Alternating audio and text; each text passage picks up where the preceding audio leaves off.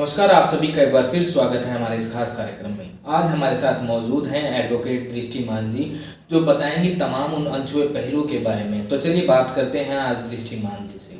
तो चलिए जानते हैं उनसे उन सभी पहलुओं के बारे में जो दर्शक अभी तक नहीं सुन पाए हैं रेप के मामले के बारे में। अगर हाथरस की बात करें, उसके साथ साथ ऐसे काफ़ी केस है जिनका अभी तक पता तक नहीं चलता, और ऐसी काफ़ी धाराएं हैं और ऐसे काफ़ी केस हैं जिसके बारे में आज हम विस्तार से बात करेंगे दृष्टिमान जी से। तो चलिए बात करते हैं दृष्टिमान जी से। हेलो, आपका बहुत बहुत स्वागत है हमारे इस खास कार्यक्रम में। Thank you. सबसे पहला सवाल मेरा आपसे यही रहेगा, अगर सामाजिक दृष्टि से देखा जाए रेप जो ये दर्दनाक अपराध है, इसके बारे में क्या कहेंगे आप एक सामाजिक कार्यकर्ता भी होने के नाते, जो आप समाज में देखते हैं, इसके बारे में क्या कहेंगे? देखिए, रेप जो है एक हीनियस क्राइम है, एक सोसाइटी के अगेंस्ट क्राइम है। इसके अगेंस्ट जो भी एक्शंस गवर्नमेंट लेती है, जो कानून में इसके लिए कार्रवाई की जाती है, ये इसीलिए की जाती है, इसी तौर पे की जाती है कि जिससे कि ये क्राइम कम हो सके। लेकिन उसके बावजूद भी अब हम सब देख रहे हैं कि रेप के जो रेट हैं वो बहुत ज़्यादा बढ़ता जा रहा है, हर स्टेट में बढ़ता जा रहा है, और प्रतिदिन हम लोग इसके नंबर्स में इंक्रीज ही देख रहे हैं। अगर 2013 की बात करें, जो अमेंडमेंट हुआ था इस कानून में, उसके बाद जो बदलाव आए हैं उसके बारे में थोड़ा दर्शकों को बताएं, क्योंकि काफ़ी दर्शक ऐसे हैं जिन्हें अभी तक पता नहीं है अगर ऐसी कोई दरिंदगी या ऐसा अपराध होता है उसके बाद उन्हें क्या करना चाहिए और किन किन धाराओं के तहत इस पर कार्रवाई की जा सकती है। देखिए, रेप जो क्राइम है 2013 में जो अमेंडमेंट हुई, जो लॉ आया, उसमें ये था कि फास्ट ट्रैक कोर्ट्स बनाए गए, जिससे कि जो पीड़ित है, जो विक्टिम है, उसको जल्दी से जल्दी रिलीफ दिया जाए, उनके साथ जस्टिस हो सके। अब ऐसा होता है कि कई बार फैमिली का प्रेशर या सोसाइटी का प्रेशर या जो अक्यूज्ड है, अगर वो पावरफुल है, उनकी तरफ से उनको डराया धमकाया जाता है, जिसकी वजह से जो विक्टिम है वो पुलिस स्टेशन में जाकर अपनी कंप्लेंट फाइल नहीं करवा सकते, या कोर्ट में या प्रॉपर रेमेडीज नहीं ले पाते हैं। तो उस कंडीशन में उनको क्या करना चाहिए? देखिए, ये एक ऐसा क्राइम है जिसको छुपाना मेरे हिसाब से बिल्कुल गलत है। इसमें सोसाइटी को भी बढ़ चढ़कर आगे आना चाहिए, सपोर्ट करनी चाहिए। अगर किसी के साथ गलत हो रहा है तो उसको सबको मिलकर रोकना चाहिए। ये जिम्मेदारी सिर्फ एक की नहीं है, सभी की होनी चाहिए।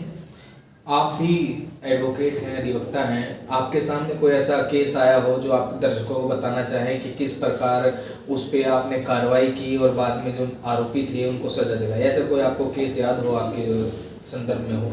देखिए, रेप की ऐसी बहुत सारी कैटेगरीज हैं, क्योंकि रेप जो है वो मैरिड विमेन के साथ भी हो सकता है, आदमी के साथ भी हो सकता है, औरत के साथ भी हो सकता है। तो अलग अलग तरीके से इसकी अलग अलग तरीके से इसको एक्सप्लेन किया गया है लॉ में। अब ये मेरे पास एक केस आया था जिसका मैं नाम तो नहीं लूँगी।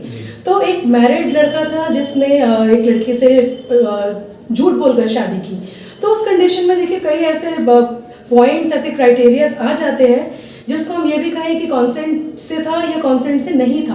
अब ये चीज़ों के लिए हमें डेप्थ में जाना पड़ेगा, लेकिन जिस लड़की के साथ वो रिलेशन में आया, एक मैरिड होने के बावजूद उसको इस रिलेशन में लेके जाना, that is equivalent to a rape. क्योंकि अगर लड़की ये कह रही है मुझे नहीं पता था कि वो लड़का मैरिड है, उसके बावजूद भी उसने उसके साथ रिलेशन बनाए और उसको छोड़ के चला गया, एडल्ट्री भी है, क्योंकि एडल्ट्री और ये जो एलिगेशन है दोनों पैरेलल चलते हैं। लेकिन इसके अंदर एक छोटी सी थिन लाइन है, वो ये आती है कि जिस वजह से रिलेशन बनाए गए उसकी नींव क्या थी, किस वजह से वो दोनों एक दूसरे के कांटेक्ट में आए। तो देखिए, जैसे कि कुछ होते हैं जो प्रोफेशनल क्रिमिनल्स होते हैं, जिनका काम है कि वो इस तरीके से करेंगे और सोसाइटी को भी हार्म करते हैं, किसी को भी हार्म करते हैं, तो वो लोगों की बात अलग है। अब हम लोग बात करते हैं जो टीनेजर्स हैं या फिर जो यंग जनरेशन है। अब उसके अंदर ज़्यादा से ज़्यादा हम लोग केसेस क्या देखते हैं जिसके अंदर फॉल्स प्रॉमिस होता है मैरिज का। तो उस कंडीशन के अंदर अगर कोई, जैसे मान लीजिए कि लड़का है, उसने विड्रॉ कर लिया कि मैं शादी नहीं करूँगा, तो वो जो कॉन्सेंशुअल रिलेशनशिप था बाद में वो रेप में कन्वर्ट हो जाता है। अब इसके अंदर बहुत सारी चीज़ें हैं, बहुत क्रिटिकलिटीज़ हैं जिसमें मैं अभी नहीं जाना चाहूँगी, क्योंकि लड़की का भी पक्ष हमें सुनना पड़ेगा, लड़के का भी पक्ष हमें सुनना पड़ेगा। तो वो चीज़ें देखकर हम आगे जाएंगे। तो उस कंडीशन में जो प्रॉमिस हुआ था मैरिज करने का, जब वो चीज़ झूठी निकली तो उसके बाद वो रेप में कन्वर्ट हुई। एक्यूज जो था उसे 3-4 महीने के लिए जेल में जाना पड़ा। उन्हें बहुत मुश्किल से बेल मिली, वो मिली वो अलग बात है, लेकिन बेल उनका राइट था जो उन्होंने उसके लिए फाइट की कोर्ट में। जैसे आपने देखा कि हाथरस कांड में और निर्भया कांड में जैसे जो थी पीड़िता, उसके बाद में जैसे उसके घर वालों को भी प्रेशर बनाया गया, उसके नाम को डिस्क्लोज किया गया और आज तक जैसे लगातार उनसे प्रेशर ही बनाया जा रहा है। आपको क्या लगता है एक अधिवक्ता होने के नाते कि कितना उचित है इस अपराध के बाद उसके परिवार को किन किन समस्याओं का सामना करना पड़ता है और किस धाराओं के खिलाफ उनके खिलाफ भी केस दर्ज किया जा सकता है? देखिए, जो हाथरस में जो विक्टिम का नाम डिस्क्लोज किया गया, उसकी फ़ोटो डिस्क्लोज की गई, ये बहुत ही गलत है। कानूनी तौर पे ये नहीं होना चाहिए था, क्योंकि कानून ये कहता है कि जो विक्टिम है उसकी आइडेंटिटी डिस्क्लोज नहीं होनी चाहिए। और इसी की वजह से जो फैमिली के ऊपर अभी प्रेशर आ रहा है, उन्हें धमकियाँ आ रही हैं, ये चीज़ भी बहुत गलत है। और इसके वजह से जो फैमिली अभी फेस कर रही है, जो वो ट्रॉमा फेस कर रही है, वो भी निंदाजनक है। और इसके लिए जो लोग उनको प्रेशर कर रहे हैं, जो लोग उनको धमकियाँ दे रहे हैं, उन सबके अगेंस्ट जो है एक्शन बनेगा। और टाइम रहते हम ये चीज़ें देखेंगे भी कि सबूतों के तौर पर जो फैमिली अभी स्टेटमेंट दे रही है, जो कि हमने अलग अलग न्यूज़ चैनल्स पे देखा है कि उन्होंने बताया कि उनके घर पर आकर लोग बैठ जाते हैं और अलग अलग समाज के लोग उनके घरों में आकर कॉन्टीन्यूसली उनके ऊपर एक नज़र रखी हुई है। उससे उनकी अपनी पर्सनल लाइफ भी ख़त्म हो रही है और वो लोग रेगुलर प्रेशर में रह रहे हैं और वो खुल के अपनी बात को सामने नहीं रख पा रहे हैं। अब इसमें प्रशासन को भी थोड़ी बहुत उनकी हेल्प करनी चाहिए। और मैंने ये देखा है कि यूपी गवर्नमेंट ने उनको सपोर्ट भी किया है, सीसीटीवी फुटेजेस भी उनके घर पे इंस्टॉल किए गए हैं, जिससे कि उनको सिक्योरिटी प्रोवाइड की जा सके। जो अपराधी होते हैं वो भी इसी समाज का ही हिस्सा है। आपको क्या लगता है कि कहाँ पर क्या चूक आ जाती है जो अपराधी इस दरिंदगी भरे क्राइम की ओर जाता है और वो लगातार ऐसे ही केस लगातार बढ़ रहे हैं? आपको क्या लगता है कि क्या कदम उठाने चाहिए और किसके द्वारा ये काम हो सकता है? देखिए, क्राइम को रोकने के लिए सबसे पहले अवेयरनेस बहुत ज़रूरी है, एजुकेशन, अवेयरनेस। अगर ये दो चीज़ें हम इन दो चीज़ों की अगर हम जागरूकता फैलाएं और लोगों को ये बताएं कि किस तरीके से एक छोटा सा काम क्रिमिनल एक्टिविटी में कन्वर्ट हो जाएगा, तो लोगों को ये पता चल जाएगा कि अगर हम ये करेंगे तो ये गलत है। अब इसी तरीके से मैं इसमें यह ऐड करना चाहूँगी कि जो बच्चे हैं जब वो बड़े हो रहे हैं तो हमें उनको अवेयरनेस देनी चाहिए कि किस तरीके से आपको कहाँ रुकना है और कहाँ आपको अगर आपने वो कदम उठाया तो वो गलत हो जाएगा और कानूनी तौर पे आप सज़ा के भी हकदार हो सकते हैं, आपको सज़ा मिल सकती है। अब इस चीज़ में अगर हम लोग जो बच्चे टीनेजर्स हैं, अगर हम स्कूल में ये अवेयरनेस प्रोग्राम दें, उनको समझाएं जिस तरीके से हम बैड टच और गुड टच की एजुकेशन छोटे बच्चों को देते हैं, इसी तरीके से अगर हम यंग जनरेशन को ये चीज़ समझाएं और अगर हम इसको मैंडेट कर दें, चाहे वो गवर्नमेंट स्कूल्स हो चाहे वो प्राइवेट स्कूल्स हो, तो उनको ये चीज़ समझा दें कि एक कॉन्सेंशुअल रिलेशनशिप एक अलग होता है और अगर आप किसी के साथ फोर्सफुली रिलेशन बना रहे हो तो उसके कॉन्सिक्वेंसेस क्या हैं, आपको किस तरीके की चीज़ें भुगतनी पड़ सकती हैं, आपके साथ क्या गलत हो सकता है, आपके अगेंस्ट क्या एक्शन बनते हैं कानूनी तौर पे, ये अवेयरनेस होनी बहुत ज़रूरी है। तो देखिए, जैसे कि रेप जिसके साथ होता है, जो विक्टिम है, विक्टिम को mental trauma, physical trauma society में फेस करने में, हर चीज़ में उसको दिक्कत होती है और इसी के साथ साथ उसकी फैमिली को भी होती है। अब मैं इस चीज़ में एक चीज़ और ऐड करना चाहूँगी, जैसे कि आपने ये कहा था कि जो अक्यूज्ड है वो भी इसी सोसाइटी का पार्ट है, तो ऐसा नहीं है कि दिक्कत सिर्फ विक्टिम को ही होती है, विक्टिम की फैमिली को ही होती है।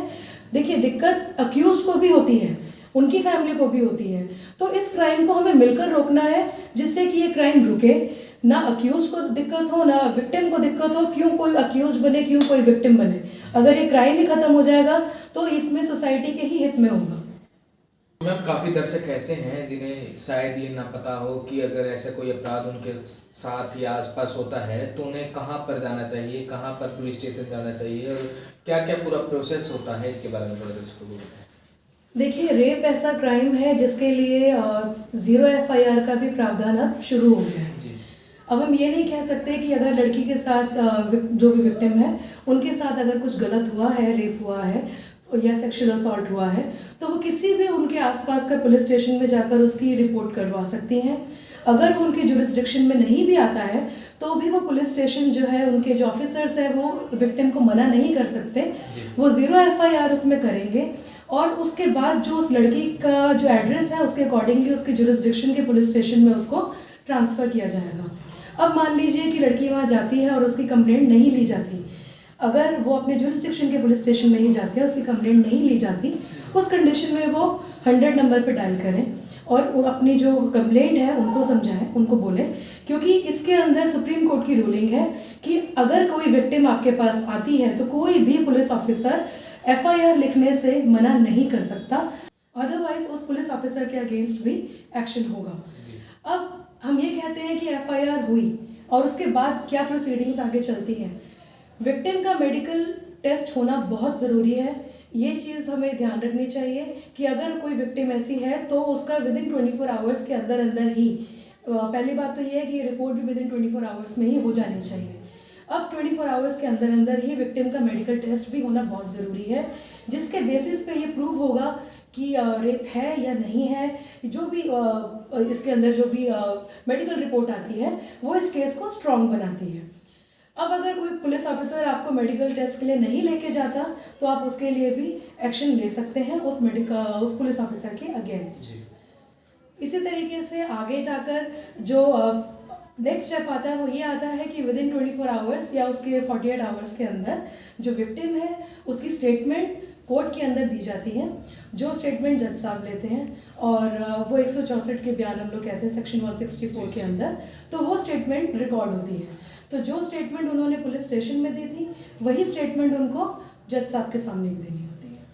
तो मैम आप एक क्राइम एडवोकेट हैं और बारीकी से हर केस को आप स्टडी भी करते हैं। जो हाथरस का कांड था, जैसे 8 दिन बाद लड़की का मेडिकल जांच हुई, उसके बाद जैसे उसके अंतिम संस्कार रात को किया गया, और तमाम वो पहलू हैं जो आपने बारीकी से देखे होंगे, पढ़े होंगे, क्या दर्शकों को बता पाएंगे कि क्या पूरा मामला था और कहाँ कहाँ प्रशासन या कहें पुलिस DM जिनकी भी चूक थी, कहाँ आपको वो चूक लगी एक अधिवक्ता होने के नाते? देखिए, इस केस में बहुत सारी चीज़ें ऐसी हैं जो गलत हुई हैं और बहुत ही दुखद है।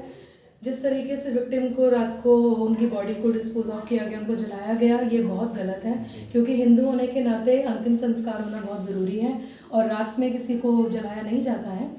और अब दूसरा क्वेश्चन आपका ये था कि उनकी जो स्टेटमेंट थी, जो उनका मेडिकल था जो 8 दिन बाद कराया गया, इसके पीछे भी कुछ ना कुछ कारण रहे होंगे, लेकिन as per law within 24 hours ही उनका जो स्टेटमेंट था और उनका जो मेडिकल टेस्ट था वो होना चाहिए था। इसके अंदर लेकिन एक चीज़ है कि विक्टिम की जो स्टेटमेंट है, टाइम बाय टाइम हमने ये देखा है कि 4-5 स्टेटमेंट्स विक्टिम की आई हैं। जो पहली स्टेटमेंट है वो पुलिस स्टेशन के बाहर है, फिर हॉस्पिटल के अंदर भी है, फिर उसके बाद भी स्टेटमेंट्स उनकी आई हैं जो कि आपस में कॉन्ट्राडिक्ट करती हैं। लेकिन इसके बावजूद भी डाइंग डिक्लेरेशन को हम लोग इसमें बहुत ज़्यादा इंपॉर्टेंस देते हैं। डाइंग डिक्लेरेशन अगर किसी विक्टिम की है तो उसी को फाइनल माना जाता है।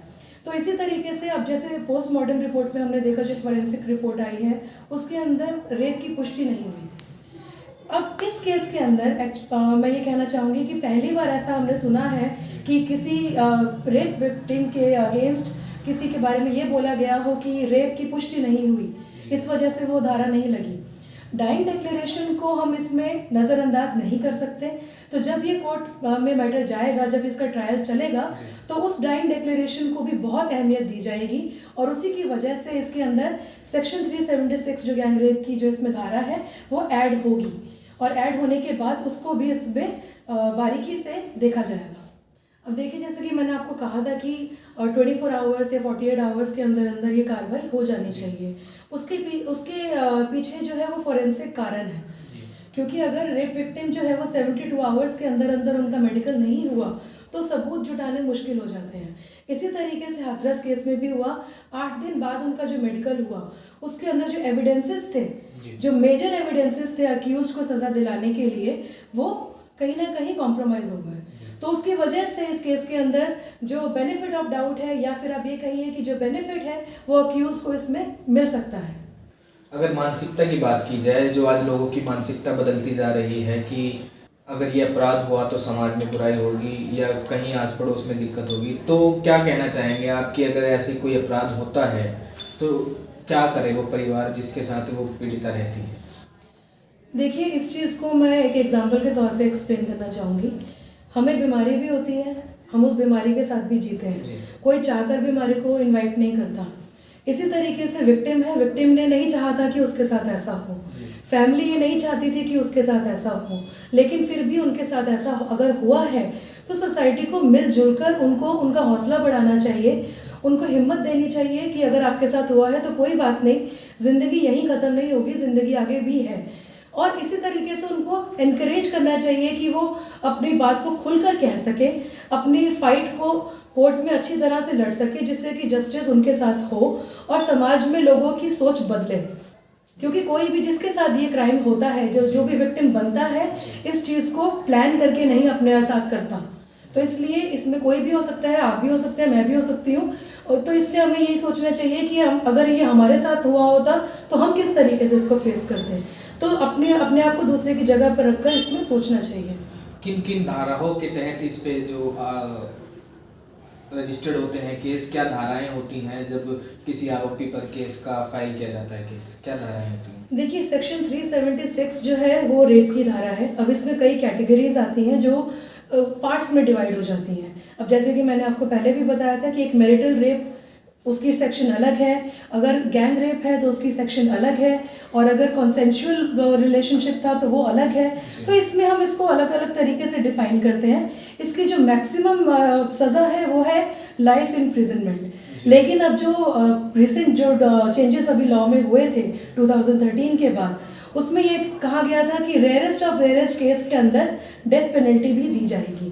जैसे कि हमने निर्भया कांड केस में देखा था, तो निर्भया केस में जो अक्यूज थे उनको डेथ पेनल्टी दी गई।